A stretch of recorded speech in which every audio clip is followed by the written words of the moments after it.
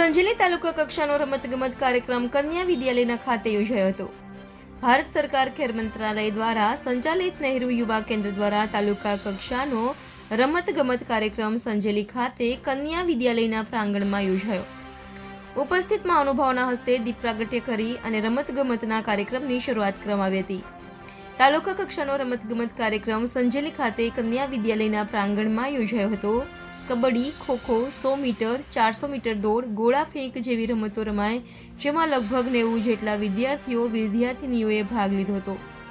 જેમાં વિજેતા બાળકો સાથે ભાગ લેનાર દરેક વિદ્યાર્થીઓને નહેરુ યુવા કેન્દ્ર દ્વારા સર્ટિફિકેટ આપવામાં આવ્યા હતા.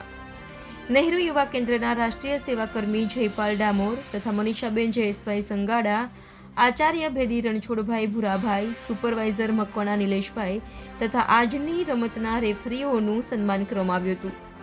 Reporter Nipam Panchal, Gujarat crime news, Sanjeli.